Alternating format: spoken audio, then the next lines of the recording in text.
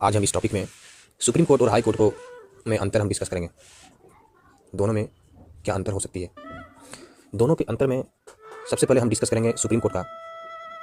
Supreme court संविधान का जो अनुच्छेद है 124 के तहत आता है। इसका जो स्थापना हुआ है 1950 में हुआ है। और हाई कोर्ट जो है अनुच्छेद 214 के तहत आता है। और हर राज्य का अलग अलग हाई कोर्ट होता है। और यहाँ ये भी होता है कि 2-3 मतलब राज्य मिलाकर एक भी हाई कोर्ट होता है। और इसका दूसरा पॉइंट में हम क्षेत्राधिकार की बात करेंगे। तो सुप्रीम कोर्ट जो होता है पूरे भारत में इसका कानून लागू होता है। कोई भी कानून यदि बनती है तो पूरे भारत में, और इसको बोला जाता है हाईएस्ट लेवल का कोर्ट बोला जाता है। और हाई कोर्ट जो होता है ये राज्य संघ क्षेत्र तक सीमित होता है। अपने राज्य का इस सर्वोच्च न्यायालय हम हाई कोर्ट को बोलते हैं। यदि हम मूल अधिकारिता की बात करें तो सुप्रीम कोर्ट मतलब राज्यों के बीच का जो विवाद होता है इसका वो निपटान करता है। जैसे केंद्र हो गया, राज्य, दोनों के बीच विवाद होता है। लेकिन इस मामले में हाई कोर्ट सीमित रहता है। और खासकर इसमें आगे हम पढ़ेंगे जैसे रीट क्षेत्राधिकार के बारे में। उसमें अब रीट क्षेत्राधिकार की बात करें तो सबसे पहले रीट क्षेत्राधिकार के मामले में supreme court article 32 fundamental right यदि किसी का उल्लंघन होता है तो वो व्यक्ति डायरेक्ट सुप्रीम कोर्ट जा सकता है। और फंडामेंटल यदि राइट किसी का उल्लंघन होता है तो व्यक्ति के पास अधिकार रहता है कि उसका मन करे तो वो हाई कोर्ट भी आर्टिकल 226 के तहत जा सकता है। लेकिन हाई कोर्ट एक पल के लिए मना भी कर सकता है। लेकिन 32 जो है 32 के तहत यदि वो व्यक्ति मौलिक अधिकार का हनन होता है तो वो डायरेक्ट सुप्रीम कोर्ट जा सकता है। वो सुप्रीम कोर्ट उसको मना कभी नहीं करेगा, क्योंकि आर्टिकल 32 में ये मतलब राइट देता है कि आप डायरेक्ट सुप्रीम कोर्ट जा सकते हो। लेकिन इसमें क्षेत्राधिकार के मामले में इसमें बोला जाता है कि हाई कोर्ट का जो क्षेत्राधिकार होता है इस मतलब मैटर में बहुत मतलब ज़्यादा होता है। ऐसा क्यों? ऐसा इसलिए क्योंकि हाई कोर्ट मौलिक अधिकार के साथ साथ अन्य मामले का भी वो सुनवाई करता है।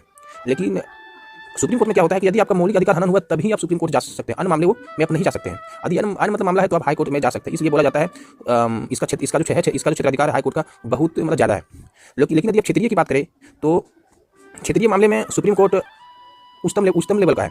ऐसा क्यों? क्योंकि सुप्रीम कोर्ट को कोई कानून बनाता है तो पूरे देश में लागू होता है। हाई कोर्ट का कोई कानून बनता है तो वो यहाँ अधिकांश उस मतलब राज्य की सीमा तक ही लागू होता है। तो फिर अगला पॉइंट में हम समझेंगे अपीलीय अधिकार के बारे में। जैसे ये 4 पॉइंट में हम एक टॉपिक और डिस्कस करेंगे। जैसे कि पहले हमारा 7 मौलिक अधिकार था, लेकिन 44वां संविधान संशोधन अधिनियम 1978 जनता पार्टी सरकार मोरारजी देसाई की गवर्नमेंट ने आर्टिकल 31 संपत्ति का अधिकार को खत्म कर दिया और साथ में 1916 भी खत्म कर दिया। और यह भी एक विधिक अधिकार बन गया जो भाग मतलब 12 का पार्ट है। अब किसी व्यक्ति का संपत्ति से मतलब रिलेटेड कोई भी मैटर हो तो वो व्यक्ति सुप्रीम कोर्ट नहीं जा सकता है। ऐसा क्यों? क्योंकि अब आर्टिकल 31 जो मेरा है वो भाग 3 का पार्ट नहीं है, यानी मौलिक अधिकार का पार्ट नहीं है। अब वो भाग मतलब 12 का पार्ट है, विधि प्रक्रिया का पार्ट है। तो उस कोई व्यक्ति का संपत्ति से रिलेटेड कोई मैटर होता है तो उसका मौलिक अधिकार नहीं है तो आप सुप्रीम कोर्ट नहीं जा सकता है। तो वो व्यक्ति को न्याय कहाँ से मिलेगा? उस व्यक्ति को न्याय मिलेगा 226 हाई कोर्ट से न्याय मिलेगा। तो वो व्यक्ति को हाई कोर्ट ही जाना पड़ेगा और हाई कोर्ट में उसको न्याय मिलेगा क्योंकि वो उसके क्षेत्र में आता है। अब हमने यहाँ तक कंप्लीट कर लिया। अब हम 5वां टॉपिक को कंप्लीट करेंगे। 5वां टॉपिक में मेरा है अपीलीय अधिकार। सुप्रीम कोर्ट जैसे हाई कोर्ट के फैसले के खिलाफ अंतिम अपील करता है। यानी हाई कोर्ट में कोई भी फैसला देता है तो उस फैसले को बदल सकता है और उसका अंतिम जो फैसला सुप्रीम कोर्ट देता है वो पूरे देश के लिए मान्य होता है। हाई कोर्ट जो होता है ये लोअर कोर्ट होता है और ये जैसे कि लेकिन ये अपने स्टेट लेवल में हाईएस्ट कोर्ट होता है और जितना भी डिस्ट्रिक्ट कोर्ट होता है सबको हाई कोर्ट का बात को मानना पड़ता है। अगला है सलाहकारी अधिकार। सुप्रीम कोर्ट आर्टिकल 143 के तहत जैसे कि राष्ट्रपति को सलाह मांगे तो उसको सलाह दे सकता है, लेकिन हाई कोर्ट के पास ऐसा कोई पावर नहीं है।